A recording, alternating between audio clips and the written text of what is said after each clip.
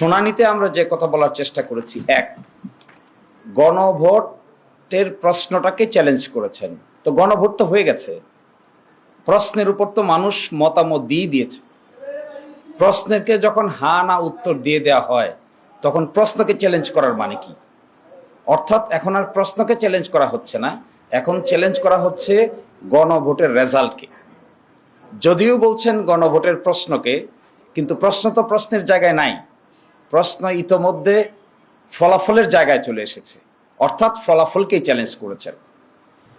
Second প্রশ্ন হলো, এই জুলাই সনদ হয়েছে ঐকমত্যের ভিত্তিতে কিছু ডিসেন্টিং ছাড়া, এবং যে জুলাই সনদ বাস্তবায়ন আদেশ জারি করা হয়েছে 2025 সালের নভেম্বর মাসে, সেখানে স্পষ্ট করে বলে দেওয়া হয়েছে যে জনগণের সার্বভৌম ক্ষমতা অন্তর্বর্তীকালীন সরকারের সুপারিশ অনুযায়ী বাংলাদেশের মহামান্য রাষ্ট্রপতি এই আদেশ জারি করেন।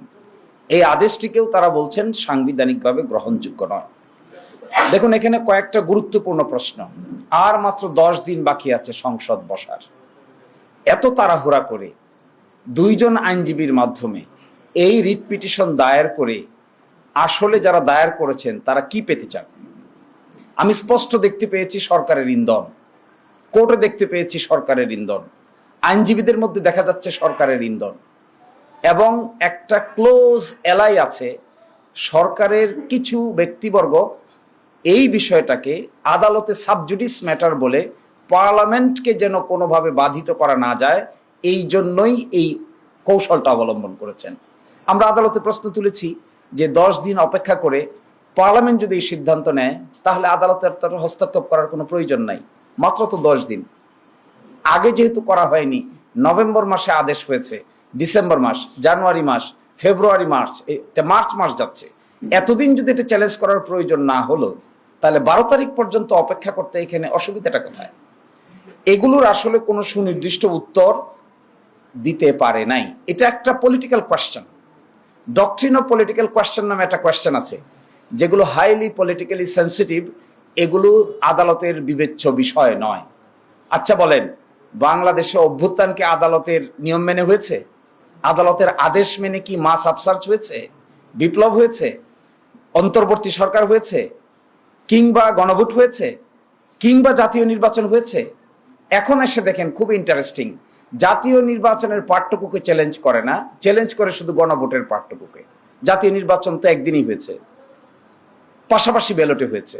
আপনি যদি সেকশন 3 গণভোট অধ্যাদেশ সেকশন 3-কে যদি চ্যালেঞ্জ করেন, আবার জাতীয় গণপরিষদ গঠন না করতে চান, তাহলে আপনি জাতীয় নির্বাচনকে চ্যালেঞ্জ করেন না কেন? জাতীয় নির্বাচন ঠিক থাকবে কিন্তু গণভোট ঠিক থাকবে না, জাতীয় নির্বাচনের ফলাফল ঠিক থাকবে কিন্তু গণপরিষদ গঠন করা যাবে না। এর অর্থ যেটি বোঝা যাচ্ছে, this two writ petitions are calculative and politically motivated writ petitions. এগুলো কোনো না কোনো জায়গা থেকে কেউ না কেউ একটা ডিজাইনকে ইমপ্লিমেন্ট করার জন্য সুনির্দিষ্টভাবে কিছু আইনজীবীকে ম্যানেজ করে they have taken this initiative. আদালতের সামনে এগুলো উপস্থাপন করে অতীতে আদালতকে ব্যবহার করে যে সমস্ত রাজনৈতিক সমস্যার সমাধান করার চেষ্টা করা হয়েছে সবগুলো বুমেরাং হয়েছে। This is a political question, has to be settled by consensus of the political parties. Political parties আলোচনার ভিত্তিতে সিদ্ধান্ত নিয়েছে, সিদ্ধান্ত থেকে সরে আসতে গেলেও পলিটিক্যাল পার্টিকে আলোচনার ভিত্তিতেই সরতে হবে। আদালতকে এখানে সাবজেক্ট ম্যাটার করে যিনি আজকে বিচারক ছিলেন, জুনিয়র জাজ, তিনিও এই সরকারের আমলে নিয়োগপ্রাপ্ত বিচারক। একটা অর্ডিন্যান্স হয়েছে, বিচার বিভাগে অ্যাপয়েন্টমেন্ট কমিশন গঠিত হয়েছে। এই কমিশনের আলোকে বাংলাদেশের হাইকোর্টে 2 সেট বিচারক অ্যাপয়েন্টেড হয়েছে। তার মধ্যে আজকে যিনি জুনিয়র বিচারক ছিলেন তিনিও এই আইনের অধীনেই নিয়োগপ্রাপ্ত বিচারক। অভ্যুত্থান যদি না থাকে, সরকার যদি না থাকে, জুলাই সনদ বাস্তবায়ন অধ্যাদেশ যদি না থাকে, গণভোট যদি না থাকে, তাহলে ওই মাননীয় বিচারক কিভাবে থাকবেন?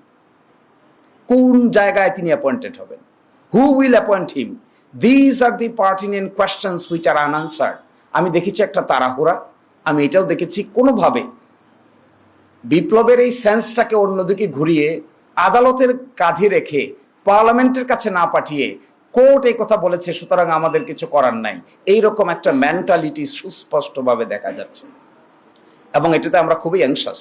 We are anxious in a sense যে this type of attitude will ultimately foil the whole scheme of the revolution. আপনি দেখেন, যারা বলছেন গণভোট বাতিল হবে, তারা বলছেন না কেন জাতীয় নির্বাচনও বাতিল হবে? যদি পুরোটাই বাতিল হতে হয়, তাহলে why not the national election? Why only the গণভোট? ওয়াই অনলি দি জুলাই সনদ বাস্তবায়ন আদেশ? মাঝখানে আরো 135টা অর্ডিনেন্স হয়েছে, সেগুলো বাদ যাক, সবই বাদ যাক, ফ্রেশে শুরু করেই আবার আমরা ঘুরে 5ই আগস্টের, আমরা আদালতে এই কথা বলেছি, যদি তাই বলতে চান তাহলে সব বাদ দেন। Let us go back before 5th August. 5th অগস্টের আগে ফিরে যাই, ওখানে গিয়ে দেখি না আমরা কোন জায়গায় ছিলাম। Let us start from there. 4th August থেকে স্টার্ট করি। তখন তো রাজি না। এর অর্থ কি? এর অর্থ হলো যেটা সুবিধাজনক এটাকে পিক করা হবে, যেটা অসুবিধাজনক এটাকে বাদ দেওয়া হবে, যেটা সুবিধাজনক এটাকে চুজ করা হবে, যেটা অসুবিধাজনক এটা থেকে নিজেকে সরিয়ে নেওয়া হবে। This is serious arbitrary activity of particular group of people. Should not be, no one should do this. এবং এইভাবে একটা রেভলিউশনের পরে একটা চার্টারকে অপ্রাসঙ্গিক করে ফেলার যদি ইনিশিয়েটিভ নেওয়া হয়, তাহলে that would be again a political blunder, a legal blunder. Judiciary will be debated, এবং বিচার বিভাগের উপরে এই বন্দুক রেখে এই ধরনের কর্মকাণ্ড করা সঠিক নয় বলে আমরা মনে করি। ধন্যবাদ সবাইকে।